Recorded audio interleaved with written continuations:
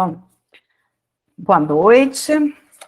Dando sequência, então, ao nosso curso, nós teremos essa noite a nossa mestranda da Faculdade de Educação da Baixada, do programa de pós-graduação em Educação, Cultura e Comunicação em Periferias Urbanas, a Vanessa Araújo. A Vanessa Araújo, ela tem formação em psicologia, tem experiência na área de educação como professora de sala de recursos e também experiência na área de assistência social. O projeto dela discorre sobre as interfaces entre educação, saúde, assistência social e também é voltado para crianças na primeira infância, bebês e crianças na faixa etária da primeira infância.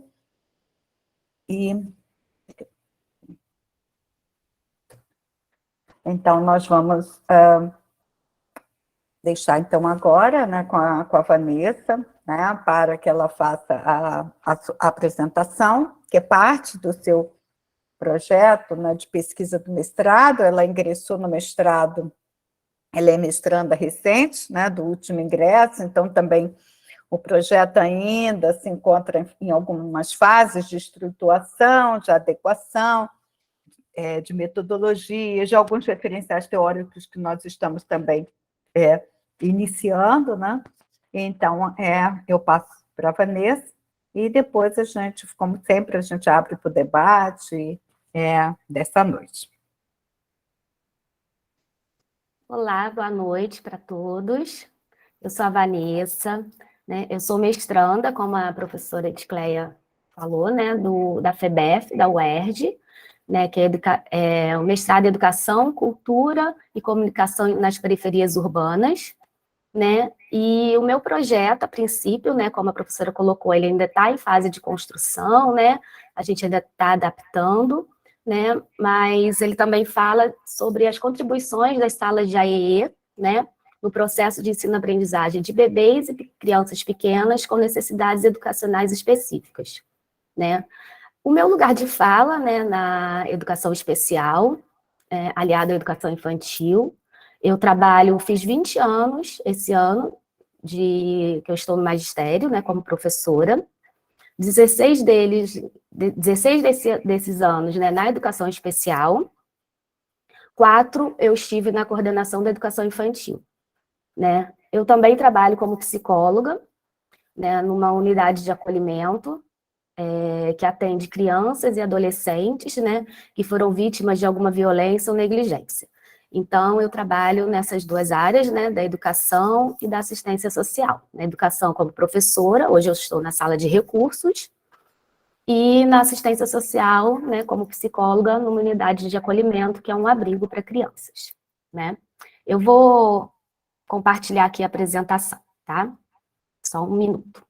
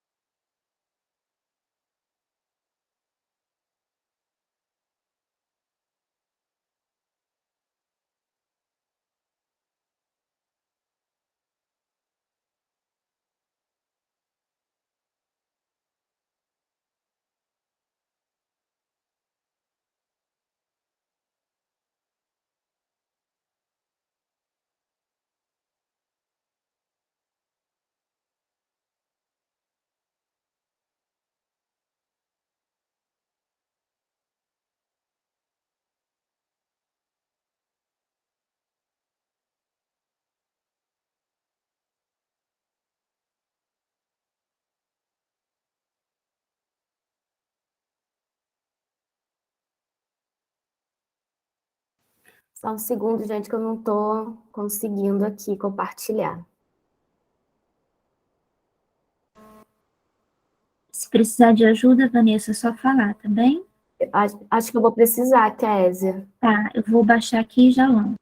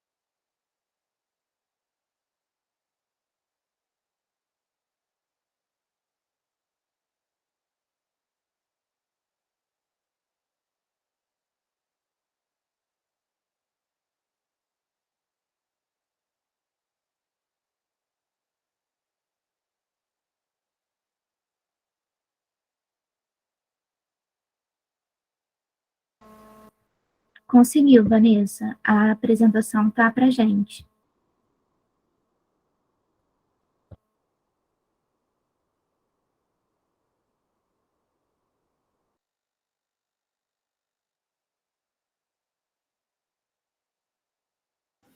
Tá aparecendo? Tá sim, tá aparecendo pra gente, tá bom? Ai, Kézia, você que tá compartilhando ou sou eu? Que eu fiquei Não, com... é você que tá Ai, apresentando. então tá. Eu só não tô conseguindo mudar de slide. Você pode mudar de slide clicando na própria lateral, onde está aqui selecionado em amarelo. Você clica em cima, vê se funciona. Não está indo, não. Eu estou com um probleminha aqui para enviar. Eu enviei, mas está na caixa de saída. Possivelmente a internet não está indo. Não. Não tá dando chance para eu clicar. Você está em tela cheia? Não. Ah, peraí, acho que agora foi.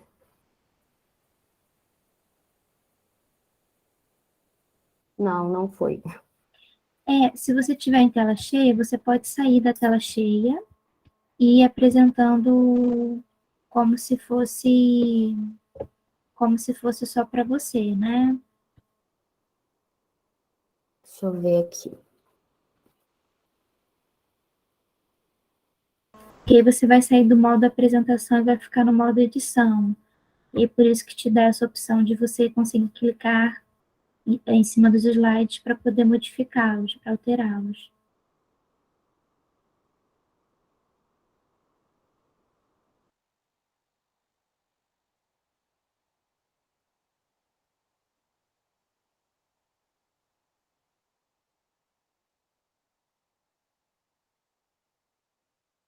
Agora foi? Agora tá Sim, mudando sim, aqui para mim. sim, tá mudando. Ai, Conseguiu. então tá ótimo.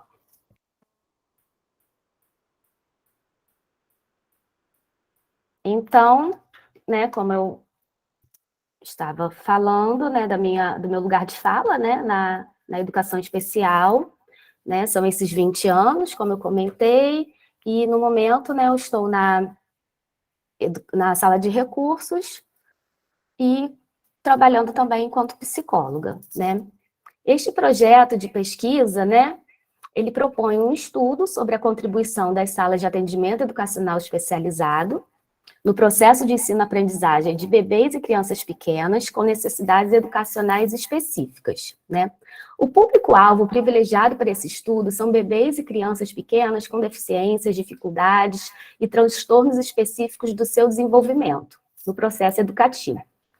Ele tem a finalidade de pesquisar e discutir estratégias que possam minimizar as dificuldades no processo de aprendizagem, destacar as possibilidades de atuação desses profissionais da educação, né, no âmbito das salas de atendimento educacional especializado, e auxiliar o professor de sala de aula, né? A minha intenção é saber onde essas crianças estão, né? Quais os atendimentos que elas recebem, como recebem, né? Se recebem, como, né? Como que os municípios estão se organizando para isso, né? A gente percebe que a saúde, ela está conseguindo se organizar nesse sentido, né? E a educação, né, precisa fomentar estratégias e estudos nesse campo, né, de atendimento a esses bebês com algum tipo de deficiência, com algum transtorno, né? E para que essas crianças tenham acesso à educação e à garantia dos seus direitos, né? Daí surge a problematização de que forma as salas de recursos podem contribuir e estimular a aprendizagem desses bebês, dessas crianças pequenas, no contexto da educação formal. Qual a relevância, né, desse estímulo precocemente? Então, é isso que eu pretendo estudar, né? A educação precoce. Né? A educação precoce, ela diz respeito à intervenção ao nível educacional, no sentido de estabelecer um conjunto de medidas que ajudem a criança a adquirir o maior número possível de competências, tendo em vista o seu desenvolvimento, né? Então, com a educação precoce, nós podemos diminuir ou até mesmo atenuar os possíveis atrasos no desenvolvimento dessas crianças e desses bebês, né? Quanto mais cedo a gente agir nesse sentido, né, mais, assim, o desenvolvimento dessas crianças serão mais fáceis, né? Segundo as diretrizes, né, da educação precoce, aquelas diretrizes de 95, né, ela já diz que mais ou menos 50% das crianças que forem estimuladas precocemente conseguirão atingir o desenvolvimento típico, né, de acordo com a faixa etária. Né? Então, só esse dado aí é um dado antigo, mas ele aponta a importância da educação precoce, né? A importância do estímulo a esses bebês desde cedo, ainda mais um bebê com algum transtorno, com alguma deficiência, alguma dificuldade no seu aprendizado, né? E também o PNE, né, ele prevê a oferta de vagas para educação infantil, né? Ampliação, né? E ele coloca 50% no mínimo das crianças até 3 anos, que elas estejam em creches e pré-escola. Então, será que a gente está perto desse número, né? De 50% dessas crianças em creches e pré-escolas, né? Até 3 anos, né? De 4 a 6, né? É obrigatório, né? Então, o acesso, a gente vê que atinge um nível maior. Mas essas crianças, né? Porque nessa faixa etária de 3 não é obrigatório. Né? Então, como que está sendo isso nos municípios? Né? Está tendo incentivo, creches estão sendo abertas, né? Então, tudo isso é importante, são indicativos importantes para ter um estudo nessa área, né? A educação infantil, ela é a primeira etapa da educação básica, e como tal, sinaliza seu lugar de importância na construção do desenvolvimento. Né? A primeira infância compreende a fase dos 0 a 6 anos. É um período crucial, no qual ocorre desenvolvimento de estruturas e circuitos cerebrais, bem como a aquisição de capacidades fundamentais que permitirão o aprimoramento de habilidades futuras mais complexas. O cérebro ainda pode se modificar e, na verdade, o faz constantemente em resposta à experiência e aos estímulos aos quais está exposto. Chamamos essa característica de plasticidade cerebral, que é a capacidade constante de remodelação não só da função, mas de sua estrutura, influenciada pela experiência que se estende ao longo da vida. Então, esse é um dado assim, muito importante, que essa faixa etária, né, ela é uma faixa etária crucial no desenvolvimento da criança. Então, quanto mais estímulos a gente prover para essa criança, mais rico será o seu desenvolvimento, né? É a faixa etária de maior oportunidade de aprendizado, há uma janela de oportunidades que precisam ser aproveitadas, né? E como conseguir isso, né? Como que na educação nós podemos conseguir aproveitar essa janela, né? Com essas crianças? Através das interações e das brincadeiras, né? Que a educação infantil já traz, né, esse eixo estruturante da sua organização, né, que são o princípio básico da educação infantil, que são as interações e as brincadeiras, né, e as crianças, né, público-alvo da educação especial, né, precisam também fazer parte desse estímulo, né, elas precisam interagir e brincar, né, para serem estimuladas ao máximo. Esse estímulo, né, até mesmo o Vygotsky, ele fala, né, da zona de desenvolvimento proximal, que parte daquilo que a criança sabe para aquilo que ela pode alcançar, né, e o professor, ele media, né, ele está como mediador desse processo, né, então ele deve propor estratégias para estimular o potencial dessa criança ao máximo que ele puder.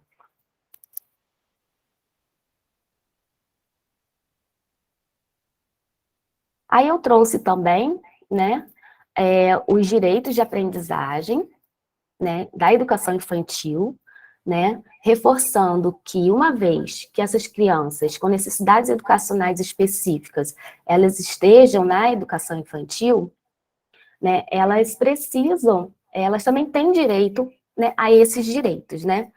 Ela é público-alvo da educação especial, né, mas a educação especial é uma modalidade de ensino que perpassa por toda a educação básica, né? Inclusive a educação infantil. Então, ela sendo público-alvo da educação especial, ela terá o atendimento educacional especializado, mas na educação infantil, ela também tem o direito, né, de conviver, né, de brincar, de participar, de explorar, de expressar-se, de conhecer-se, né?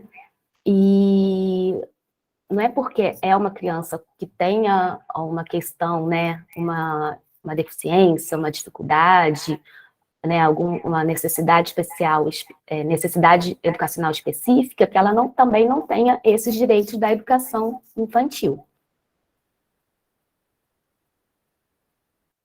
Deixa eu passar aqui.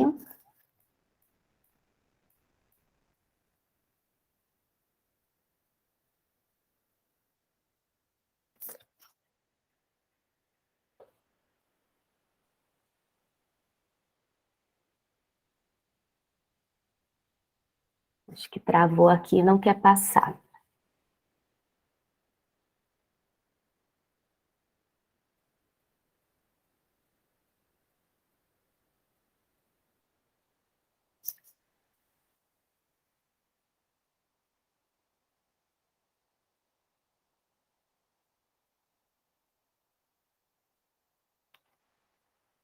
Só um minutinho, gente, porque a internet está chovendo muito aqui. E não está Vanessa, passando. eu também estou com um problema aqui na minha internet, também está chovendo, e eu ainda não consegui fazer o envio do PDF, por isso que eu não Pois é, e agora não quer passar aqui, está passando Vanessa, se quiser, eu direitinho. posso passar aqui. Isso, Tá. Aqui é Cristina Cristina, Danelon. tá lá no Eu vou grupo baixar. da equipe. Eu sei, eu vou. Me dá só um minutinho só. Tá bom. É porque travou aqui para mim, não quer mais. Então, Ok. Vanessa, você tenta sair da apresentação para a Cristina poder começar a apresentação, por favor, tá bem? Tá.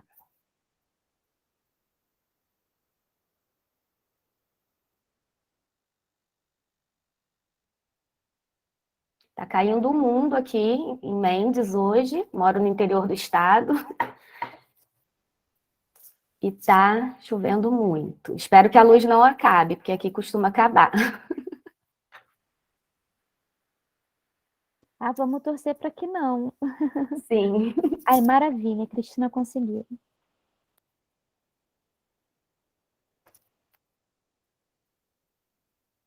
Isso, aí pode ir para a próxima, Cristina, por favor. Isso. Aí eu vou falar um pouquinho, né, do atendimento educacional especializado, né, que é a sala de recurso que é voltada para o atendimento de bebês e crianças pequenas das creches e pré-escolas, né, pode ser um facilitador no processo de ensino-aprendizagem.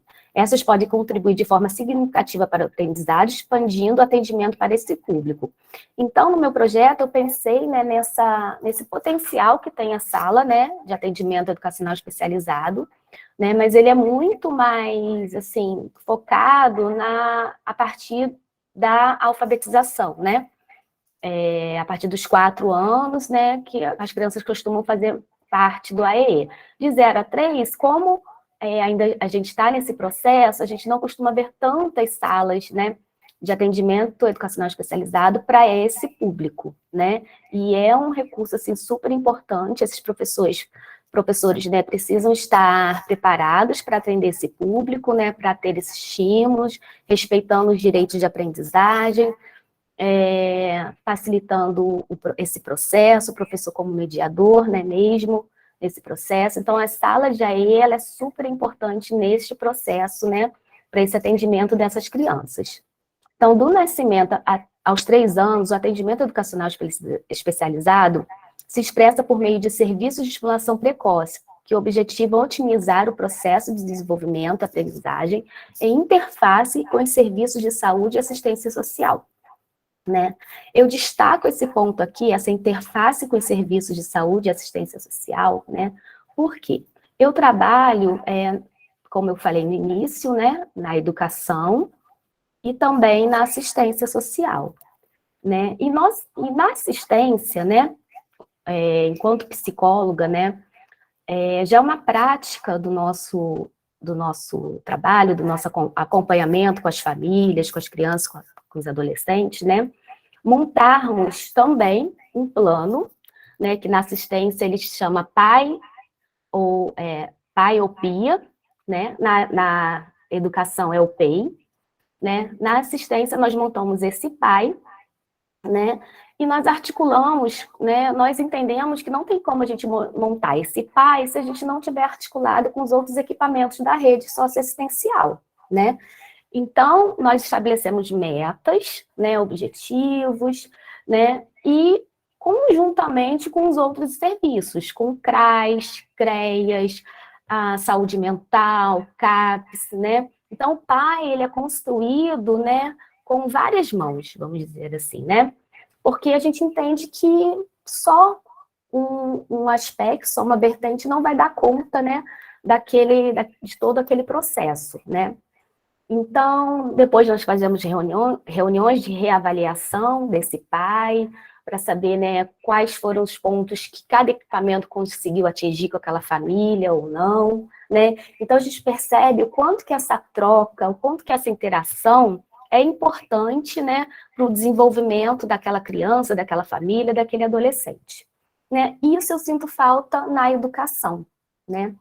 Eu percebo, né, na minha prática cotidiana, isso, né, há 20 anos, que a educação, ela se fecha um pouco, né? Ela não interage tanto com os outros equipamentos, né, da saúde, da assistência, né?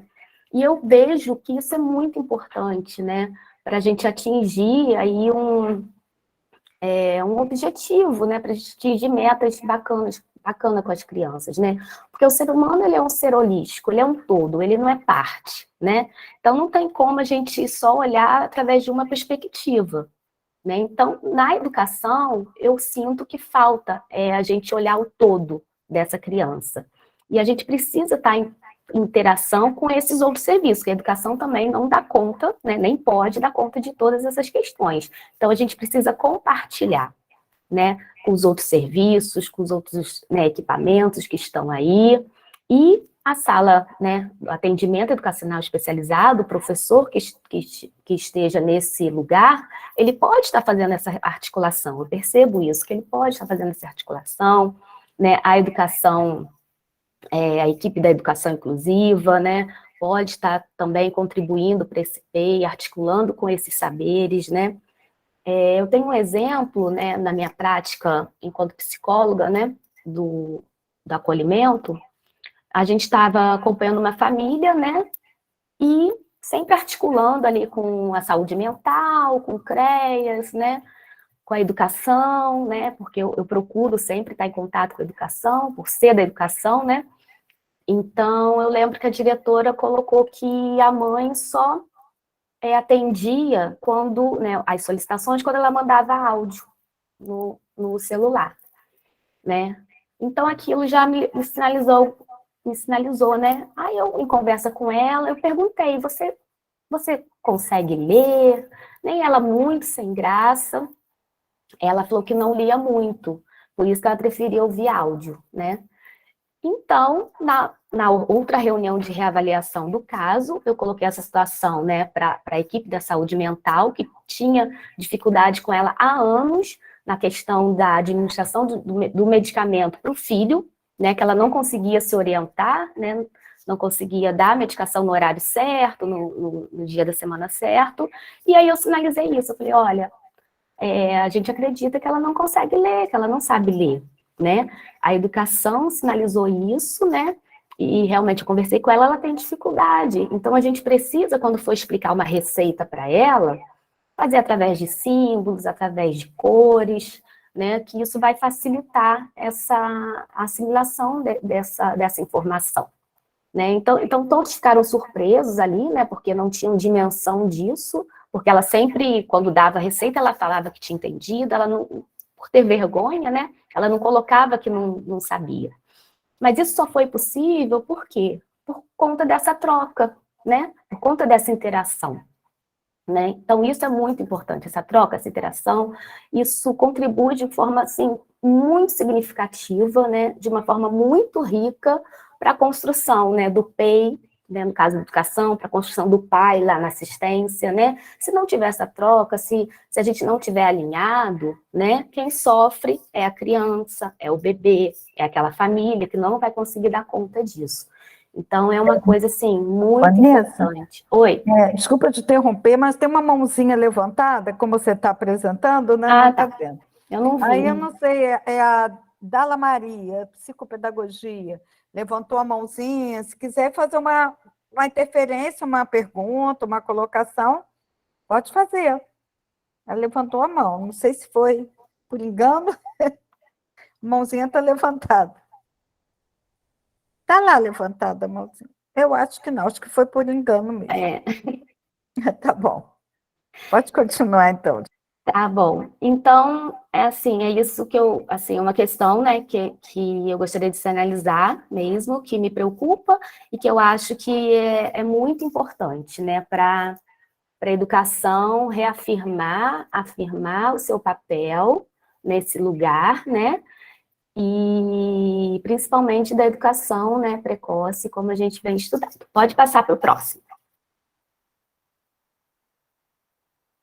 Aí eu fiz um recorte, né, das diretrizes educacionais da estimulação precoce, né, que ela é de 95, e, assim, ela traz um norte, né, para o planejamento do professor, né, porque tem que ter uma intencionalidade pedagógica, né, o professor precisa saber para onde ele está indo, o que ele quer atingir com aquela criança, com aquele bebê, né.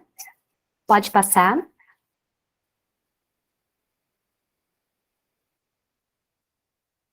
Aí, ele traz também, né, essas diretrizes, ele traz, assim, de uma forma bem didática, né, como que a gente pode caminhar nesse sentido, né, ele traz os objetivos, que seria o que a criança deverá atingir, né, o que você quer com aquela criança, conteúdo de atividades, o que a criança realiza, né, aí a gente, né, lembra de Vygotsky, de novo, da zona de desenvolvimento proximal, que é a partir daquilo que a criança sabe, para aquilo que ela pode alcançar, né, e tendo o professor ali como mediador desse processo, as experiências significativas, como a criança realiza, né, tem que ser lúdico, né, tem que ser rico, tem que ser prazeroso, né, a criança precisa estar envolvida, né, naquela atividade, né? Mais uma vez a gente lembra aí das interações, das brincadeiras, né? Então, precisa ser bem significativo, precisa ser rico nesse sentido. Estratégia de intervenção, né? Como o profissional vai atuar, né? Ambiente de estimulação, onde e com quem a criança age e interage, isso também é muito importante, né? Pensando também aí na família, na continuidade desse trabalho, né? Desse processo que começou na escola, mas que é importante que a família dê continuidade nesse processo. Daí, mais uma vez, né? Como que a gente pode estar ajudando essa família nessa continuidade, né? Através de oficinas, né, onde aquela família pode construir o próprio material, como foi falado na palestra acho que é Simone, se não me engano, né, como que o protocolo que ela fez, né, ela envolveu as famílias ali na confecção daquele material, para quê? Para que posteriormente, né, em casa, a família pudesse dar continuidade, né, de forma lúdica também, né, tendo orientação, né, avaliação curricular, como o currículo está se desenvolvendo, então é uma avaliação constante mesmo, e nessa avaliação também, né, eu penso que também entraria essa articulação com os outros equipamentos, né, que acompanham essa criança, os serviços socioassistenciais, né, porque às vezes a família pode estar passando por uma vulnerabilidade, né, alimentícia, ou uma questão de saúde mental. Então, né, a escola pode estar encaminhando, pode estar interagindo também com esses equipamentos, né, para estar estimulando esse processo. Pode passar. E o referencial teórico, né, eu destaquei alguns autores que eu considero importante, né, para a construção desse projeto. É claro que, né, no decorrer, outros irão entrar. O Bronfenbrenner, né, que ele fala do modelo ecológico, da abordagem ambiental para o desenvolvimento do indivíduo, através de diferentes ambientes que ele vive, né. Então, ele coloca, né, como que o ambiente influencia diretamente no desenvolvimento, né, desse indivíduo, né? Piaget, que fala né, a teoria do desenvolvimento, né, dos estágios de desenvolvimento, né, e é importante a gente saber, né, os estágios, né, que são sensório-motor, pré-operatório, que é o que será mais o foco desse projeto. Vygotsky, né, que fala dessa relação dialética entre o sujeito e a sociedade, né, o homem modificando o ambiente, né, e como o indivíduo interage nessa questão, né, e tendo o adulto, né, o professor como mediador desse processo, e Vallon, né, que fala da formação integral da criança, né, de forma intelectual, afetiva, social, mais uma vez, né, colocando que o ser humano, a criança, o bebê, ele não é só um aspecto, ele é um todo, né? Então a gente precisa olhar para aquela criança como todo, né? Então daí a importância também da gente estar articulado com esse todo, né? Olhar, né, para a questão da assistência, da saúde mental, de tudo isso e como haverá essa contribuição, né? Então é isso, muito obrigada. Quem quiser fazer alguma pergunta, que eu possa estar contribuindo.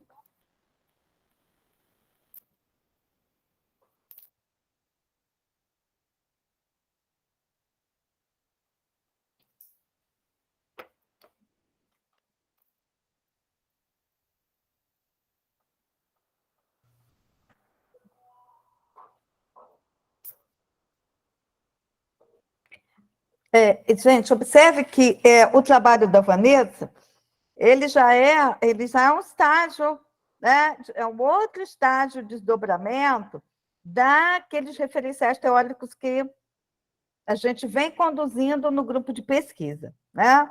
Onde vocês vivenciaram a palestra da Simone sobre o protocolo, depois Jaqueline apresentou também já o projeto dela desenvolvido com os professores, né? E Vanessa está trabalhando na relação da intersetorialidade, na perspectiva, né, de se construir a intersetorialidade. A Danelon também, no pós-doutorado, ela está construindo, não sei se ela está aí, está ouvindo, se ela gostaria Estou de falar aqui, um pouco. professora. Estou me gostaria... coçando aqui. Vou roubar a Vanessa para mim, tá sabendo, né? Né? Pois é, está pertinho. Obrigada. E a Danelon tá, né, ela tem doutora e está construindo um projeto de pós-doutoramento justamente, né, sobre a perspectiva da intersetorialidade. Você gostaria de falar um pouco, Danelon, da tua experiência como gestora, como pesquisadora? Posso falar sim, professora. Eu só não vou abrir a E câmera essa porque interface com a Vanessa, por É, que você falou, vou roubar a Vanessa para mim? Quer dizer, já quais roubei. são as interações entre Isso. o que você desenvolve como gestora, né, como pesquisadora, e as relações aí com a Vanessa? Então, boa noite a todos, né? No meu caso, meu mestrado foi já, Vanessa, na parte mesmo de educação infantil. E me chama muito a atenção essa questão da educação precoce, né? O quanto a gente, na educação, não percebe a importância do quanto mais cedo essa criança estiver sendo atendida no AEE, né?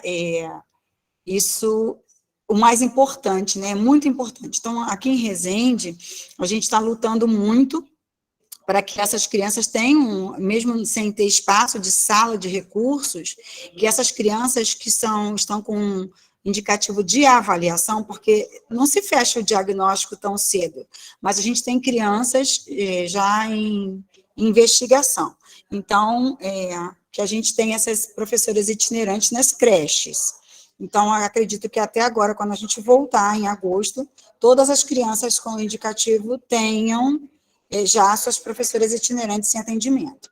E o que falta aqui em Resende é a linha que você está caminhando aí, que é, para além das crianças que estão em investigação, as outras, que são crianças de risco, né? Então, assim, é uma preocupação grande também a gente entender que as crianças, foi um foco também muito grande, né? Quando eu fiz o curso na outra edição, a gente entender que as crianças com questões de risco quando nascem, né, elas podem vir a ter comprometimentos. Então, às vezes não se detecta logo no início, mas se a gente oferecer, né, esse atendimento, essa articulação na intersetorialidade, porque às vezes uma professora de sala de recurso ou da creche descobre alguma coisa, mas a gente não sabe que essa criança é atendida na assistência, né, ou não sabe, né, que a mãe é atendida na questão da saúde mental. Então, assim, a importância da intersetorialidade é muito grande, e a gente está trabalhando nesse sentido para respaldar e socorrer essas famílias que não conseguem se organizar, ou às vezes até perceber que o seu filho tem um comprometimento. Muita gente fala assim, deixa ele crescer, daqui a pouco ele vai falar, daqui a pouco ele vai andar, né? Então, assim, a gente vê que é possível a gente atender melhor se a intersetorialidade estiver avançada. E aí a minha proposta, ela casa muito, eu falei, eu vou te roubar, a gente mora relativamente próximo, né? E a minha proposta, ela casa muito com a sua, numa iniciativa de elaborar um fluxo mais efetivo nessa interface, né, da educação com a saúde e assistência. Diferente do que você está falando, a minha experiência aqui é assim, a educação, ela não é vista como assim, no mesmo nível, né, que a saúde e a assistência. Então, é como se a gente fosse menor. Espera só um pouquinho. Gente, eu estou em reunião.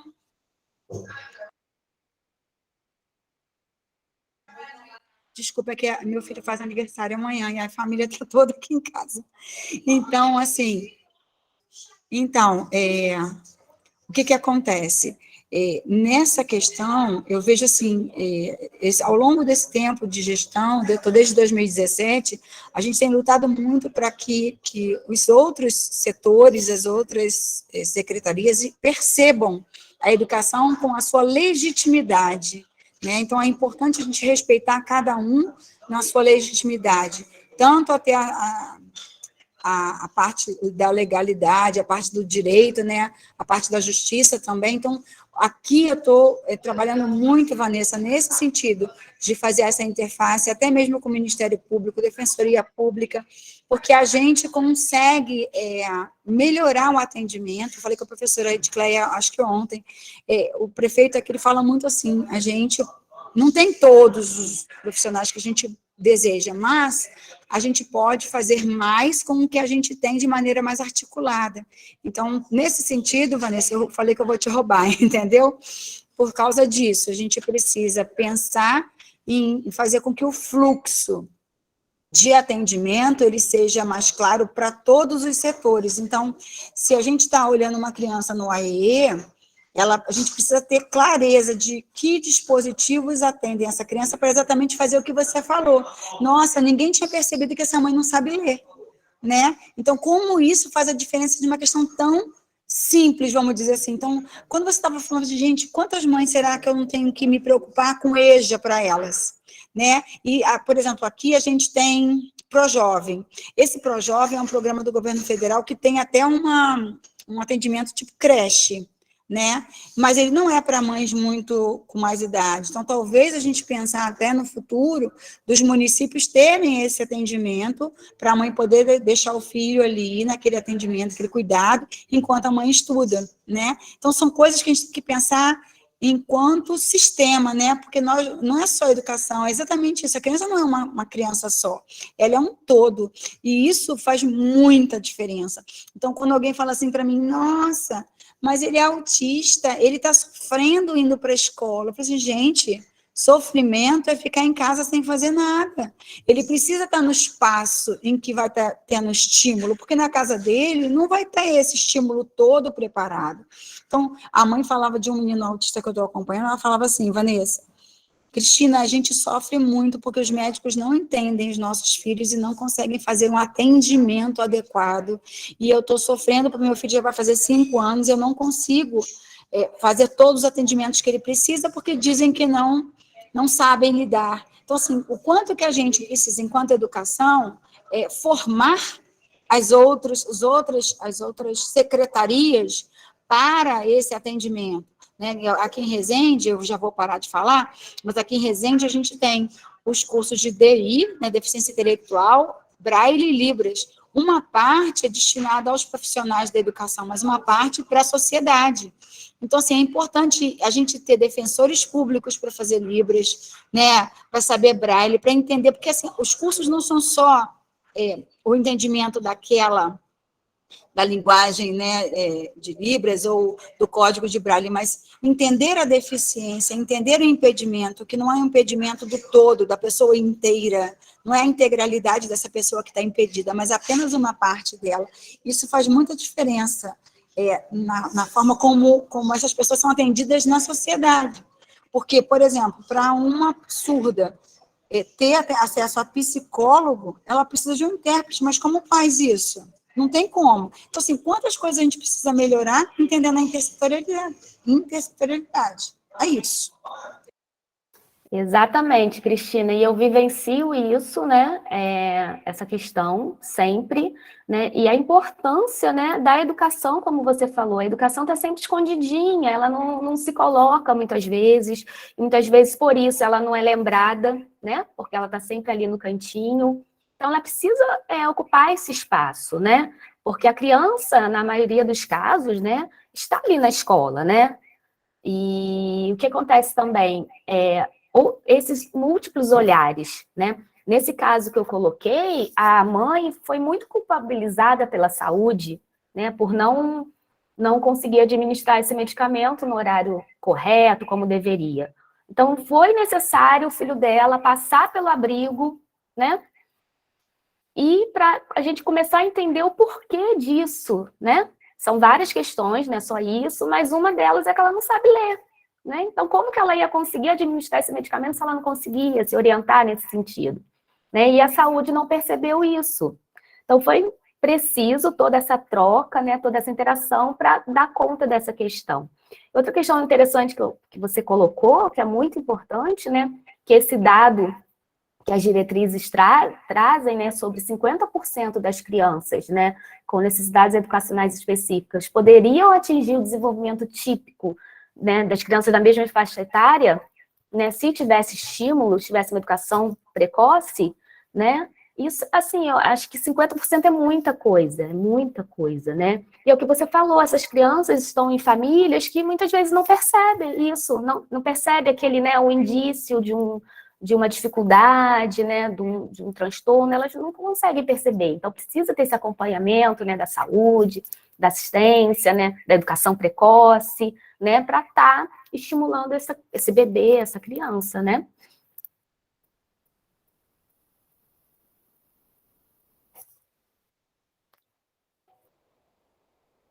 É isso mesmo.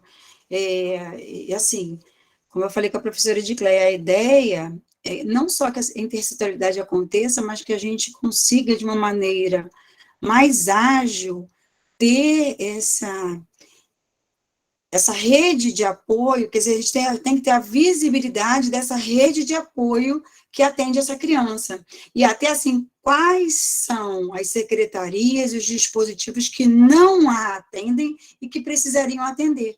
Então, talvez, por exemplo, se fosse a mãe não sabia ler, e mas não era só isso. Só que o que acontece? A gente tem aí, provavelmente, um percurso de uma pessoa que não acredita nela mesma, porque ela não aprendeu a ler, e aí a gente vai deflagrar várias outras questões, até mesmo nos cuidados dos filhos. Então, o quanto que a gente precisa trabalhar essa pessoa, esse sujeito, empoderá-la para que ela se compreenda como uma cidadã de direitos, para poder se organizar. Existem famílias, quem trabalha na assistência sabe, que não conseguem se organizar.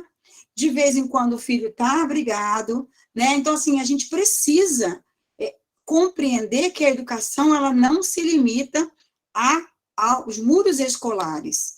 Ela precisa, como você está falando, ela precisa avançar, né? Ela precisa entender que educar é muito mais, é um todo. E quando a gente consegue compreender toda a dimensão do que é educar, a gente percebe que a educação ela pode ser o carro-chefe dessas articulações, né? Ela também é um veículo, também desse, assim, provavelmente essa mãe não foi entendida no momento dela, não tinha uma estrutura familiar, não sei, mas eu fico pensando muito o quanto a gente pode trabalhar com essa família, todos os dispositivos para a gente dar um suporte para que ela consiga se erguer. Porque a gente só vai vendo assim, aqui pelo menos eu como gestora vejo, quando a gente faz reunião de intersetorialidade, a gente chama de reunião de rede, a gente vê que aquela mãe, aquela criança que está com uma questão séria, ela tem uma mãe com uma questão séria, que tem uma avó com uma questão séria, então assim, a gente só vai perpetuando isso. Em que momento que a gente vai parar? Né? Em que momento a gente consegue parar de só dar assistência, no sentido de socorrer as emergências, e a gente pensar no sujeito, é o sujeito que precisa se erguer. Enquanto ele não consegue se erguer, a gente não consegue avançar. E vai ficar assim, que aí o filho dessa criança que não conseguiu se educar em tempo adequado, não consegue exercer a sua cidadania, não consegue acessar os serviços que são de direito. Então, assim, a gente vai vendo que isso vira um ciclo vicioso. Então, a gente precisa pensar para além da caixa de que cada um está no seu espaço, mas todos juntos por essas famílias para a gente poder caminhar, né? Exatamente, né, Cristina? Assim, a gente percebe que há um padrão de repetição intergeracional, né? E a questão é como que a gente vai romper esse ciclo, né? Como que a gente vai dar suporte para essas famílias, né? O que cada equipamento, como a rede socioassistencial, como a educação, vai conseguir ajudar essa família a romper esse padrão, né? É isso que é o difícil, né? Mas não é impossível, desde que tenha essa articulação, porque uma andorinha sozinha não faz verão, né? Então, Só a educação não vai conseguir, só a assistência não vai conseguir, só a saúde não vai conseguir. Mas se tiver ali uma articulação entre todos esses saberes, né, o empenho, com certeza vai ter uma construção muito positiva para essa família, né? Perfeito, eu acredito assim também.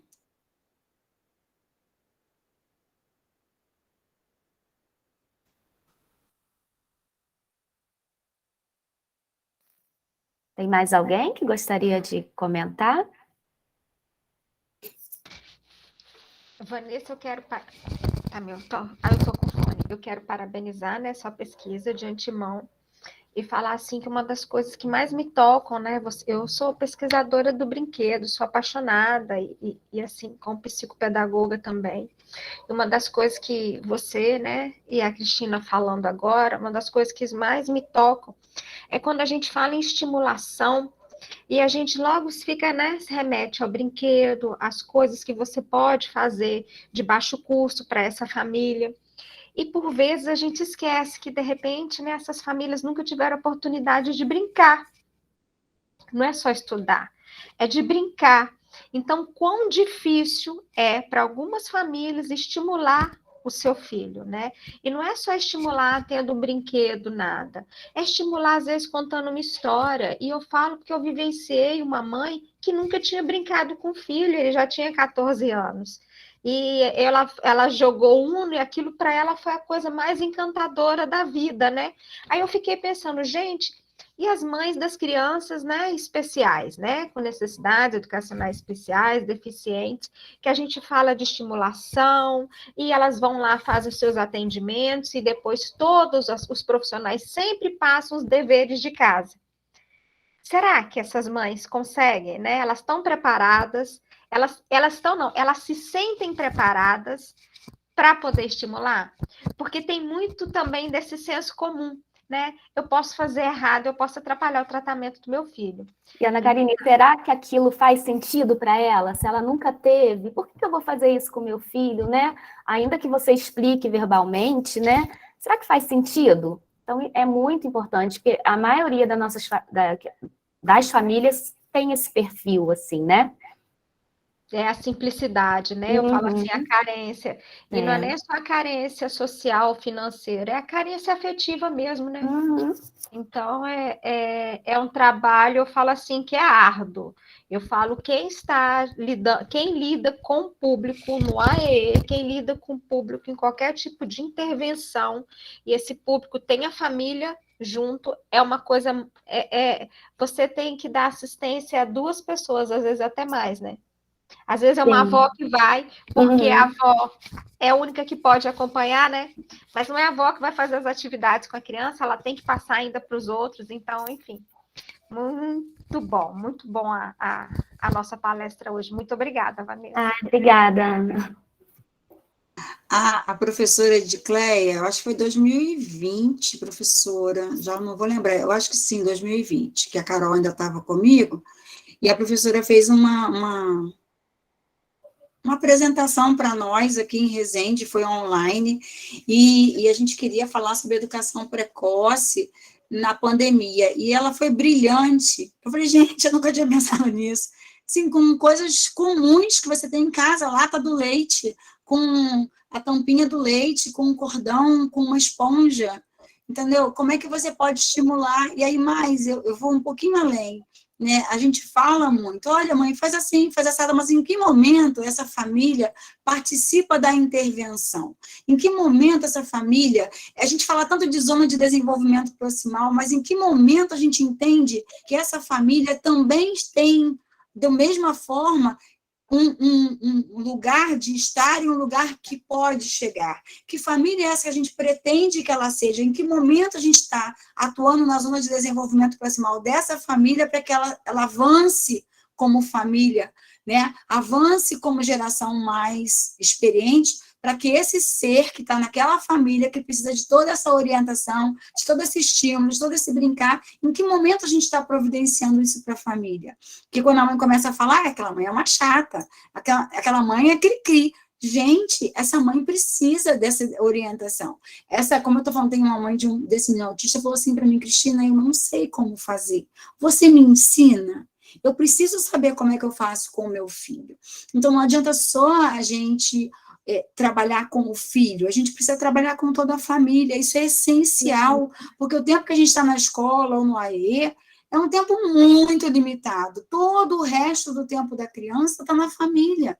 Se essa família não sabe como caminhar, a gente vai ter um tempo precioso, perdido de intervenção, né? Porque aí a Vanessa colocou lá, né, na parte lá da intervenção, do agir e tal. Então, assim, que espaços são esses? É isso que Bronfenbrenner vai falar. Todos os espaços são espaços de intervenção. E o quanto mais a gente otimizar cada sujeito, né, que vai fazer a intervenção, tanto mais a gente vai conseguir melhores resultados com essa criança.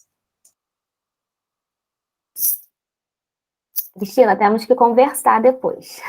Já te roubei, a professora Edicléia nem viu.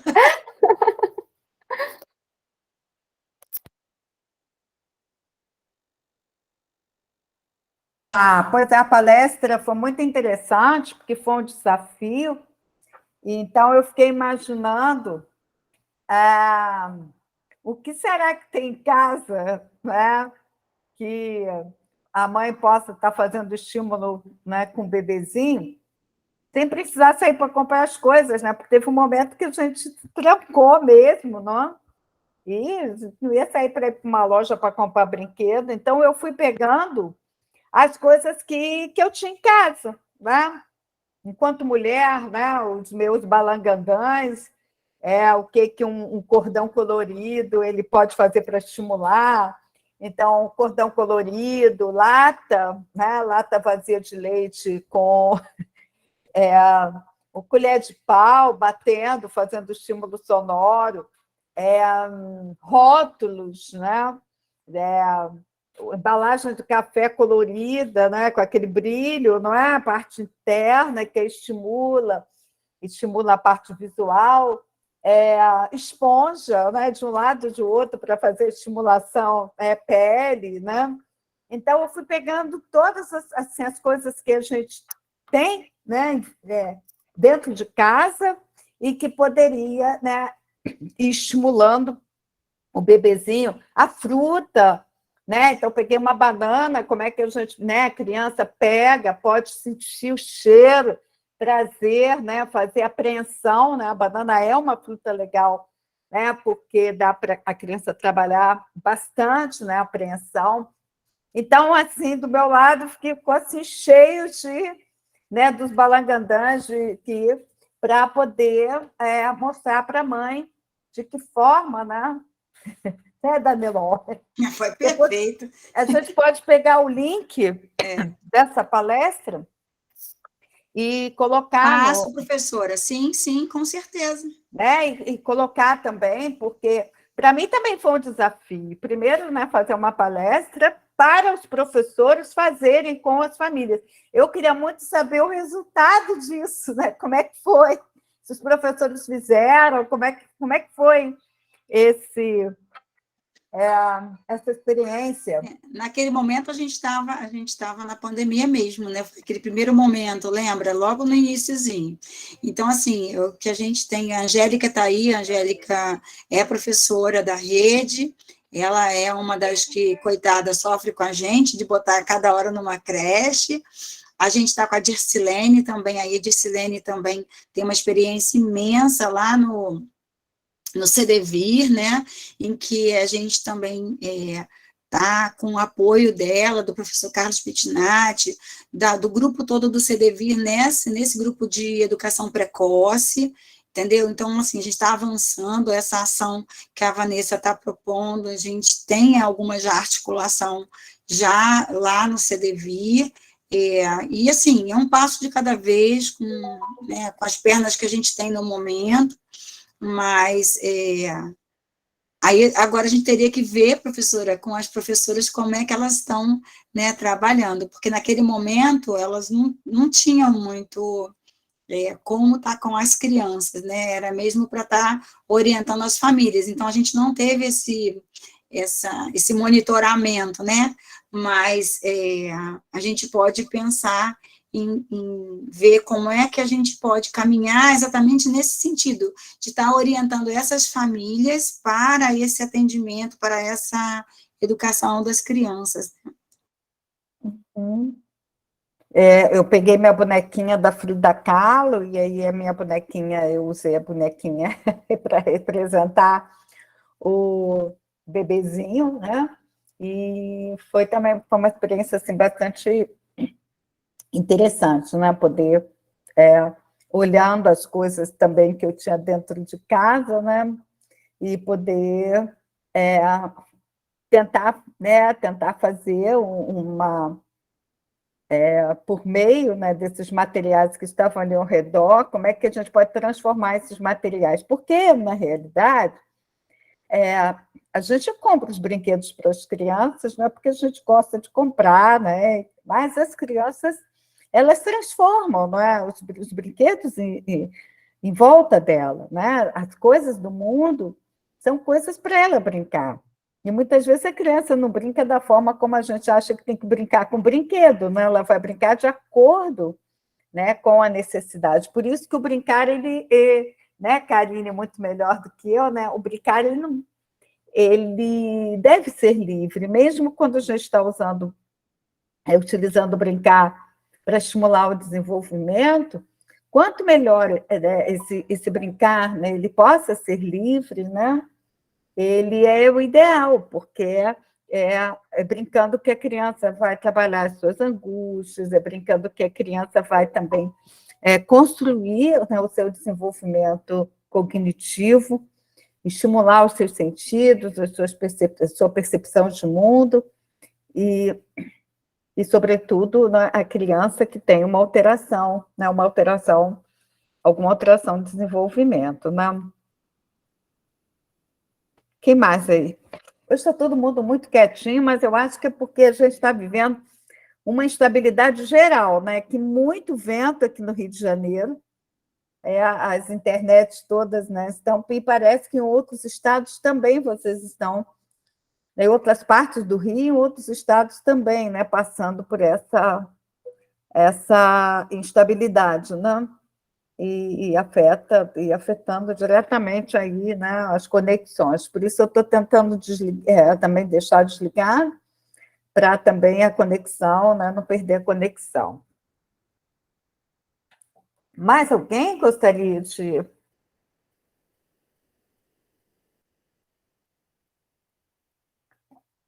Pois é.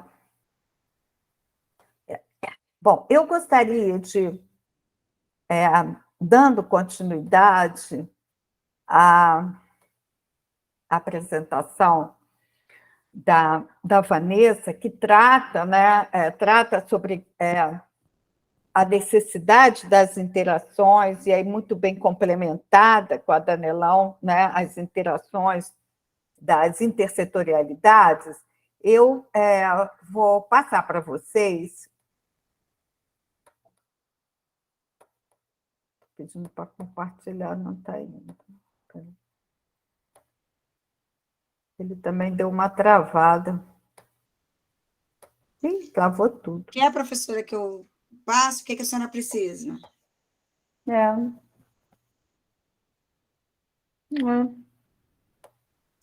Ele travou. Eu vou sair, nem consigo sair, ó. Mas o que a senhora quer passar, professora? De repente eu tenho aqui algum arquivo, não sei, alguma... Não, saiu. Daqui a pouco ela retorna.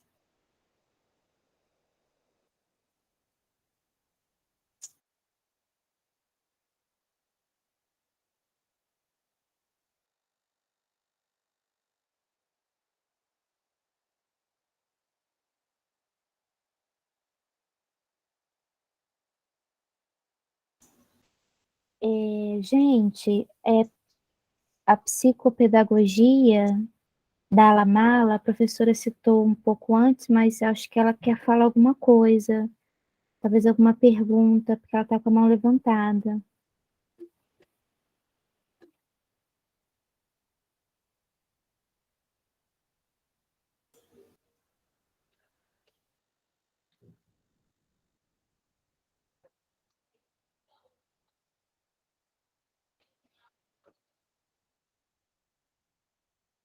professora voltou.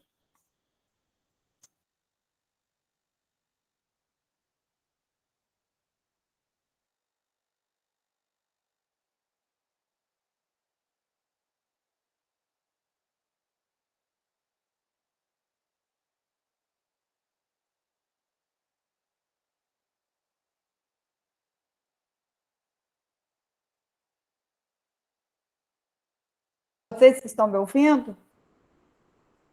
Estão me ouvindo? Sim, professora, perfeitamente. Caí. Sim, Agora, professora. tá, vou tentar ver se eu consigo passar aqui. Abrir aqui. Vamos ver. A janela.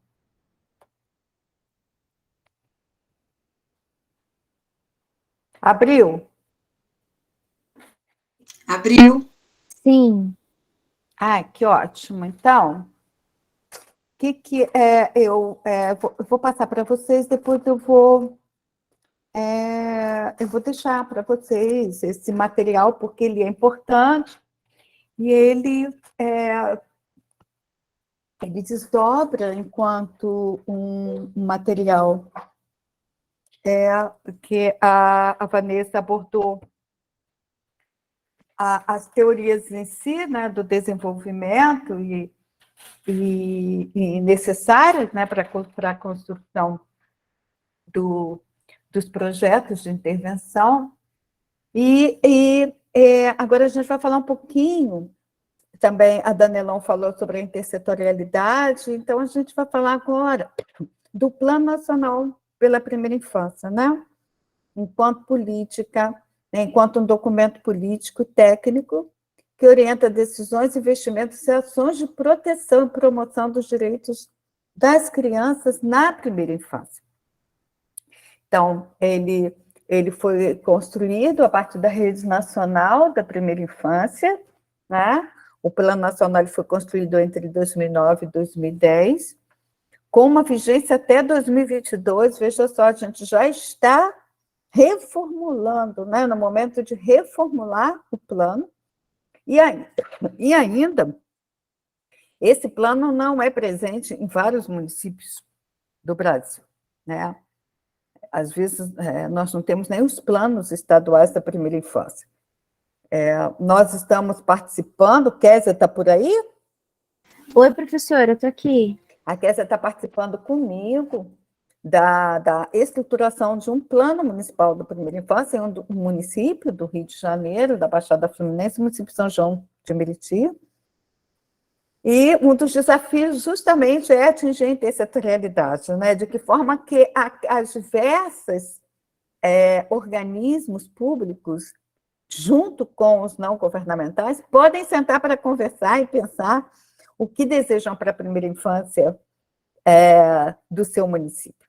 A Kézia está trabalhando junto com as bolsistas na escuta às crianças, né, Kézia? Tem sido um trabalho assim, bastante rico, não é? Quer dizer, como é que a gente pensa o município em todos os seus aspectos, né? A gente falou da educação, mas a gente pensa, por exemplo, que essa criança é um ser em desenvolvimento, né?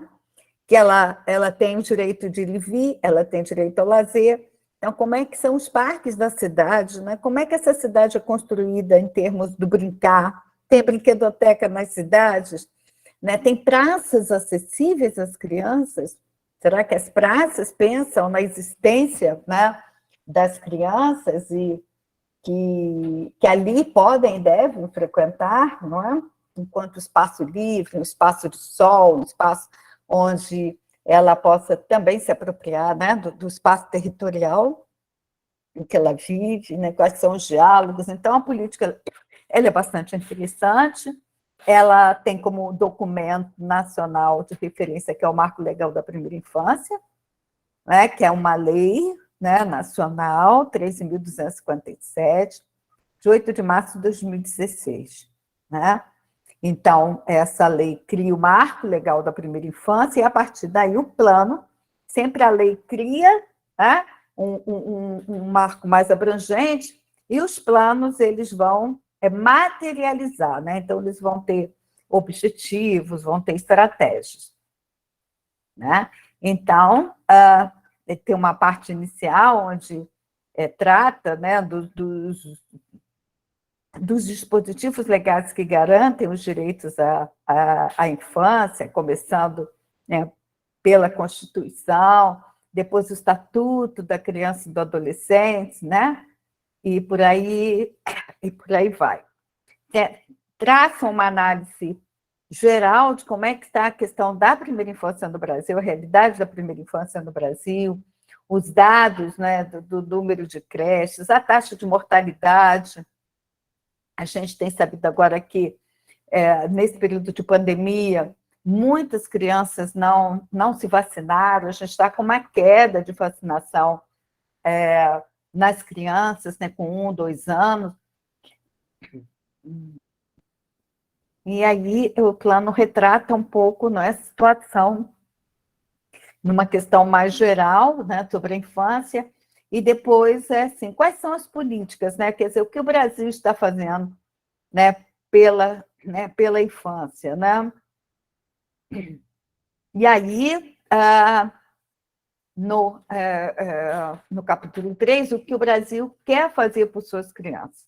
E aí, justamente, começa a questão dos pontos, né? Vida, saúde, alimentação, direito à educação infantil, né? Que é tratado agora, o lazer, ao brincar, a cultura e a diversidade cultural, dignidade, ao respeito, liberdade, convivência familiar, né, e comunitária. Então, a gente vê que todos esses pontos, para que a gente possa alcançar esses pontos enquanto garantia, nós precisamos, sem dúvida, das características, das propostas intersetoriais, né?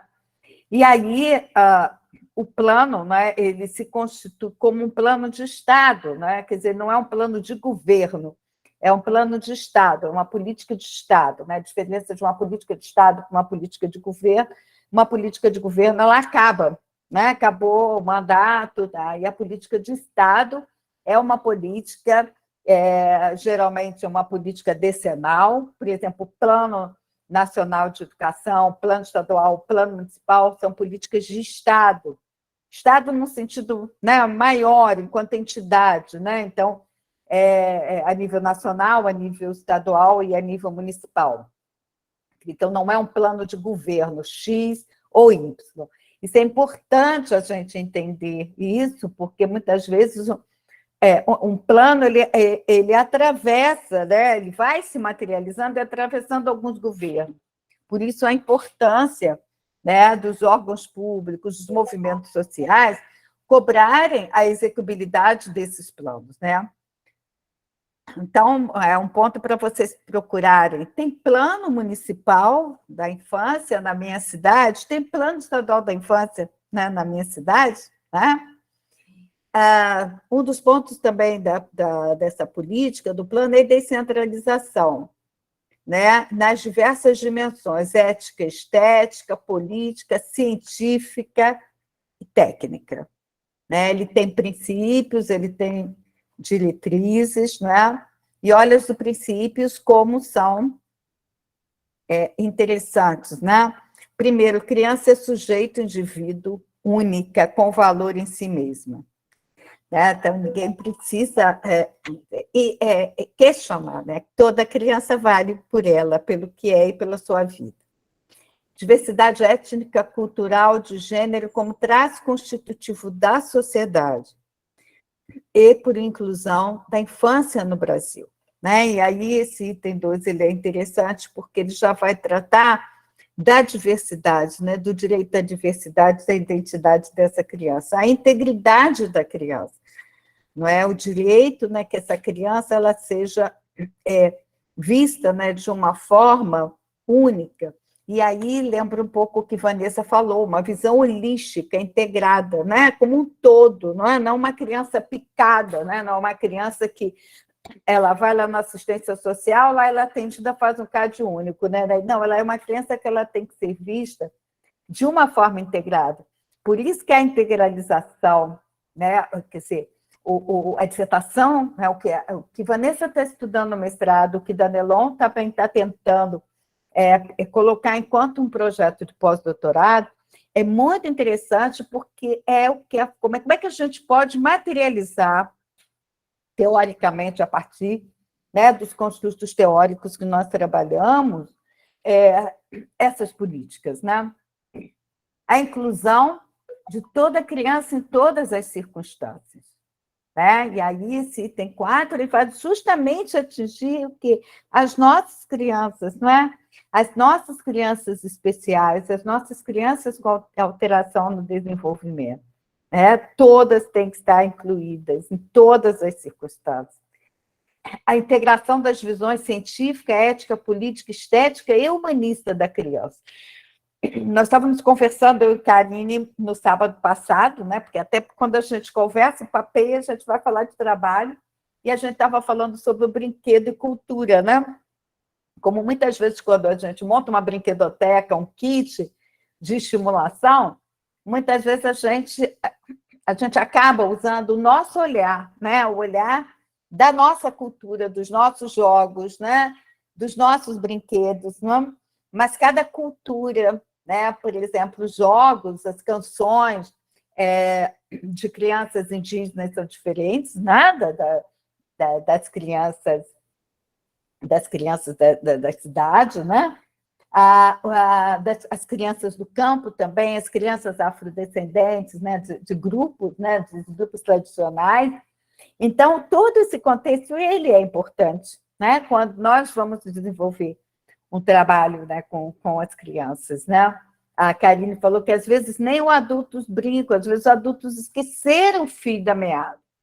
Eles esqueceram o fio da... Às vezes a gente vai perguntar para os avós, né? Como é que eram as brincadeiras, como é que eram as músicas, né? A articulação das ações, né? A sinergia das ações. Então, olha só, intersetorialidade o tempo inteiro, né? Sinergia das ações. Gasta-se tempo, gasta-se menos e se alcança resultados mais consistentes. Que é isso? A saúde faz uma coisa, a educação faz outra, às vezes fazem a mesma coisa, a assistência social, ao passo que se você tem um projeto para a primeira infância, um plano para a primeira infância, com sinergia, né, é um desgaste menor, né, tanto no campo da política, quanto no campo também daquela família, né? Daquela mãe que precisa ficar com o filho para lá e para cá o tempo inteiro, levando para os recursos, não os recursos comunitários. Prioridade com destinação privilegiada de recursos aos programas e às ações para crianças socialmente mais vulneráveis. Deveres da família e da sociedade, do Estado, e as normas e diretrizes, né, da política, diretrizes técnicas. Depois nós temos um capítulo que é das crianças com saúde. Não é? Como é que vamos priorizar as estratégias para garantir à criança o direito à saúde? E aí, novamente, um panorama, né, um panorama atual, né, e alguns pontos das políticas de saúde essenciais para, né, o desenvolvimento das crianças saudáveis, estratégia de saúde da família. E aí, Danelon, né? A saúde da família é importantíssima, né? Perfeito. A saúde da família, ela é primordial, porque ali você tem os profissionais, né, que vão às casas, que visitam, para poderem acompanhar o desenvolvimento da criança. Política de redução de mortalidade por acidentes e violência, programa de saúde na escola, estratégia nacional para a promoção do aleitamento materno, né? A gente sabe que uma criança amamentada, né, no leite materno, né, ela tem muito menos, né, suscetibilidade a doenças, né, porque o leite ele funciona como uma vacina permanente para essa criança, né?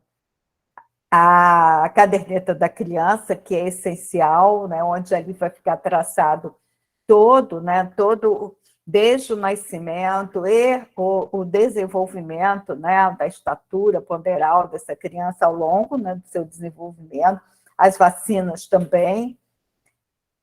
E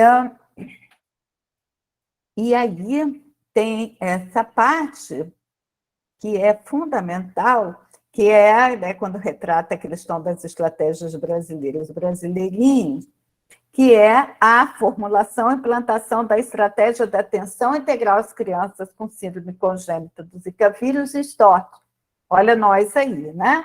Sífilis, toxoplasmose, rubéola, citomegalovírus, herpes simples, bem como as suas famílias, fazendo capacitações de profissionais e gestores deste campo ampliado de cuidado, incluindo a educação e assistência social. Nosso curso nada mais é do que esse pedacinho aí da política da infância. Lembra que lá no primeiro dia nós convidamos a doutora Thaís Severino e nós falamos que a gente faz parte do Comitê do Estado, que é o Comitê para Monitoramento e Acompanhamento, né, de crianças, né, nessas condições, né, de Zika e STOP. Nós fazemos a nossa parte enquanto universidade, no sentido de estarmos oferecendo às crianças, a vocês, essa formação. Nós temos também a caderneta de saúde da criança e há uma referência à classificação internacional de funcionalidade, que nós vamos falar depois um pouco, que é o projeto também que Késia, né, vem também desenvolvendo, né, desenvolveu no CNPq, talvez ela possa se organizar para apresentar um pouco, que é uma nova forma, né, de a gente poder identificar não a doença, mas a questão da funcionalidade, e a educação tem muito, né, a fazer, tá? E ainda pouco explorado, né, a classificação internacional de funcionalidade, ela existe, ela é um instrumento importantíssimo, só que, infelizmente, não é utilizado pelos profissionais nem da saúde, nem da educação. O ambiente facilitador, né, para o desenvolvimento, né, dessa criança, e algumas recomendações, né, sobre a questão do pré-natal, aleitamento materno, alimentação saudável, enfim, todos os protocolos, atendimento à criança hospitalizada, né, também é importante, precisa da presença da mãe, né, para prevenir ansiedade, angústia. Ela tem o direito de saber, né, o que ocorre, né, nesse ambiente. O ambiente hospitalar, a enfermaria, precisam ser acolhedores, desenhos, objetos familiares, brinquedos, diminuir a distância entre o hospital e a casa, um local para brincar e encontrar outras crianças ajuda a diminuir o estresse. A Lei 11.104 dispõe sobre a obrigatoriedade de instalação de brinquedotecas, olha aí nós, né, carinho, nas unidades de saúde. Então, para vocês verem como o curso, né, que a gente, né, vem desenvolvendo com vocês, tem toda, né, um referencial de sintonia com a política nacional, que eu vou deixar para vocês. E aí vem todos cuidados com as crianças com deficiência, né, promover, realizar estudos e pesquisas com o objetivo de prevenir, detectar, intervir para tratar o mais precocemente possível, desenhar, implementar e fortalecer programas intersetoriais de saúde integral, dirigidos às crianças com deficiência, transtorno do espectro do autismo, doenças raras, né, nós, novamente aí, para que elas sejam incluídas nas redes de atenção à saúde, informar, assessorar e orientar os pais ou tutores sobre implicações médicas, psicológicas, legais, desenvolver programas de atenção integral, e aí vamos, né? E aí vamos passando. É um documento extremamente rico, né? Extremamente rico, que é um desdobramento, né, de uma política. E aí chegamos toda a questão da educação infantil, aí toda a parte da educação, né? Novamente citando a BNCC, né, que nós apresentamos e discutimos nosso segundo dia de aula, né? As diretrizes para a educação, né? Quais sejam as diretrizes da educação. E famílias e comunidades, assistência social, e aí o papel da assistência social dentro dessa política, né? Tanto no CRAS, né, são os equipamentos básicos, quanto também na alta complexidade, não é?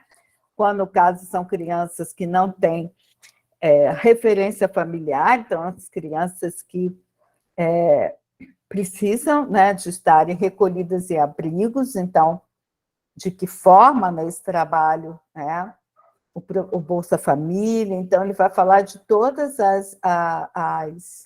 as implicações da assistência social. A violação de direitos, também aqui tratada, e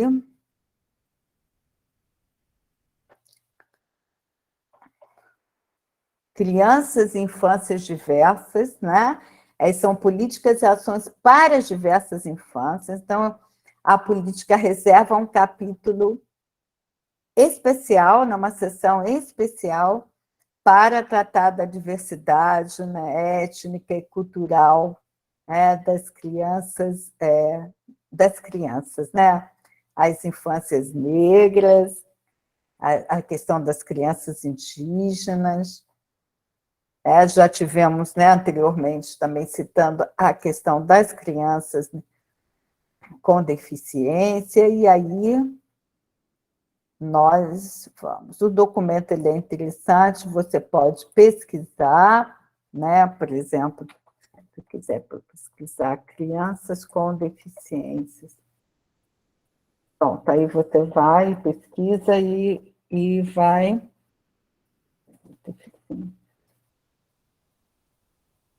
Você vai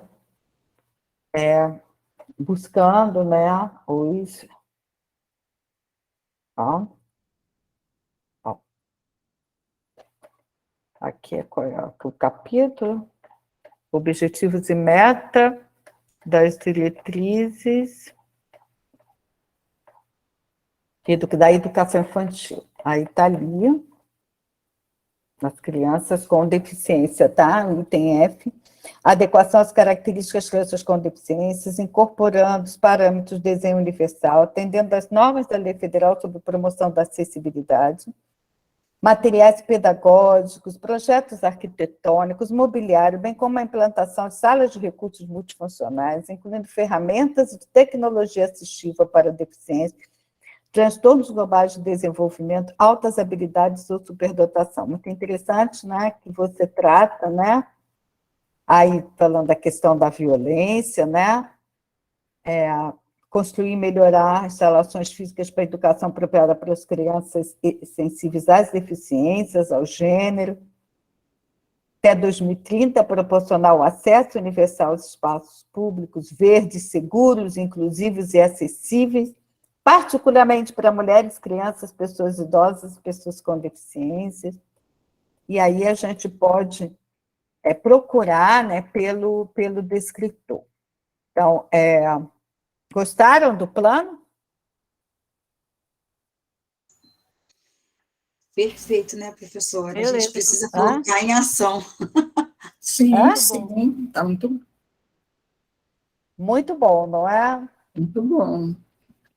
Então, Eu estou com o link aqui, professora. Eu posso colocar aqui no chat, depois a gente coloca na sala o link do plano? oi? Eu puxei o link do plano, o link na internet do plano, de acesso ao plano. Eu posso colocar aqui no chat, depois a gente coloca na Classroom? Sim, pode. Depois nós vamos colocar, pode colocar Bota sim o link, né? Bota meu Né? grupo também. Isso, porque ele é o quê? Você conhecia, Danelon? Não, professora, eu estou assim, tem que ter alguma legislação para eu poder me apoiar, né, na parte da intersetorialidade. Eu falei assim, como é que eu vou dar conta disso? Porque uma coisa é a gente... Não, pois é, entender você como tudo. gestora, você vai ter o quê? Não, Você tem a lei e você tem uma diretriz. perfeito. E aí, uma outra coisa, só para complementar, quando a senhora está falando do PSF, os quanto que o PSF é rico em informações sobre essas famílias. Eles têm, assim, vamos dizer, o dossiê completo da família, porque eles atendem a família inteira, têm acesso à casa dessas famílias. Então, o enfermeiro do PSF responsável pela família, ele sabe muito daquela família, do histórico da família inteira. Isso é essencial, é um grande apoio que a gente tem, né? Vocês vão criar vamos dizer, um projeto especificamente recortando as crianças, né, querendo recortar a questão das crianças com deficiência, o público da educação especial. Está ali. O plano, você pode ir procurando por descritor, autismo, deficiência, você vai ver em que partes, em que sessões o plano menciona. Fora, né, aquelas caracterizações maiores, né? Porque é direito para todos, né? Mas, então, esse plano ele é ainda pouco conhecido, pouco explorado, né? Poucos municípios têm o seu plano, né? o seu plano municipal, e ele é um indicador fundamental, né? Para projetos, né? Que vocês desejam implementarem nas cidades de vocês. Nada como você ter uma fundamentação, não é? Até aqui nós estávamos vendo as fundamentações, os fundamentos teóricos, né? A política, já vimos também a BNCC, já tive o plano, né, Nacional de Educação, mas a política ela é nodal, ela é o ponto, ela junta todas as políticas e ali ela retrata especificamente a primeira infância, que é, né, o recorte, não é, que a gente faz para esse curso a primeira infância de crianças e educação precoce de crianças com atraso de desenvolvimento, que também são citados lá no plano. Então, esse fundamento legal que eu trouxe hoje, né, para vocês, complementando aí a discussão da Vanessa e aprofundada também pela Danelon, ela, como se diz, fecha, né, os aspectos teóricos com os aspectos políticos, né? Pode falar, Danelon. Então, professora, aqui em Resende, a gente tem um monitoramento ferrenho, vamos dizer assim, do plano municipal, né? Mas eu não tinha conhecimento da política nacional da primeira infância. E, assim, mesmo a gente lutando e olhando lá todas as estratégias, todas as metas, né? A gente faz um estudo muito aprofundado, uma análise, um ajuste de 2 em 2 anos, a gente faz um monitoramento do plano, é uma coisa bem séria, envolvendo toda a sociedade, público, né? Pública esses encontros, essas assembleias, e tem o Fórum Municipal que a gente fez agora em junho, se não me engano, mas eu mesma nunca tinha lido esse documento. Quer dizer, agora eu vou me debruçar sobre ele, que vai ser muito útil, né, Vanessa? Né, Vanessa, que está roubada? Com certeza, eu também ainda não li, mas Esse é para ser lido com muita calma, não é? Eu apresentei rapidamente alguns pontos, mas ele é muito rico, né? E vale a pena quem está, né, pesquisando, Vanessa, utilizar como referencial, a QES, inclusive, ele até traz a classificação internacional de funcionalidade também, né? Que também é um estudo que QES vem desenvolvendo. Então, ele é bem completo e ele fundamenta, né, os nossos planos e projetos que a gente deseja, né, desenvolver para as nossas crianças, né, com alterações de desenvolvimento. Tem um site, professora, da Fundação Maria Cecília Souto Vidigal, quando eu estava na coordenação da educação infantil, eu sempre recorria, porque ali tem uma série de diretrizes, de políticas, de textos falando da primeira infância. Tem é muito rico de material nesse site, em relação à primeira infância. Uhum. Bom, alguém mais gostaria de perguntar alguma coisa? Não? Já colocou o site, né? Ah, Vanessa está pedindo o site. Ah, eu coloquei de novo da primeira infância, desculpa, é o site que a Vanessa está falando, né? É. Tá aí, beleza. Mais, desculpa. Até já baixei o PDF para me ler Vou com muita colocar, calma. peraí. Tá bom. Mais alguém gostaria? Olha só, nós estamos na próxima aula entrando, né, em agosto, o último mês nosso, né? Nos preparando para nos encontrarmos dia 26. Espero, né, que todos possam participar. Quem está precisando de declaração, a gente vai se organizando para enviar as declarações para vocês poderem participar, tá bom? Lembrando a importância da construção do relato de experiência. A Karine já se colocou à disposição, né? Também. A Kézia, ela quer fazer uma colocação. Vou passar para ela.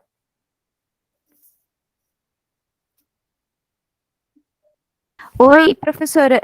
Não, a senhora poderia continuar, é só mesmo para poder reforçar o relato de experiência, já começar agora, nessa próxima semana, que ainda não começou, e o diário de bordo lá no Classroom. E que a Ana, né, e eu e os demais professores, a gente está disponível para poder dialogar com vocês no privado, se for o caso, ao longo da semana, para poder auxiliá-los. Ó, só uma dúvida, o relato de experiência a gente vai colocar lá no Classroom, né? Eu peço, Sim. Kézia, que você poste a política no Classroom e também no WhatsApp, a política para quem tenha Sim, perdido. senhora. Sim, senhora. Tá. Ela, sim, senhora. Sim, senhora. Ainda fala sim, senhora, né, Kézia? Ai. Há muitos anos, professora, mas não desacostuma, não.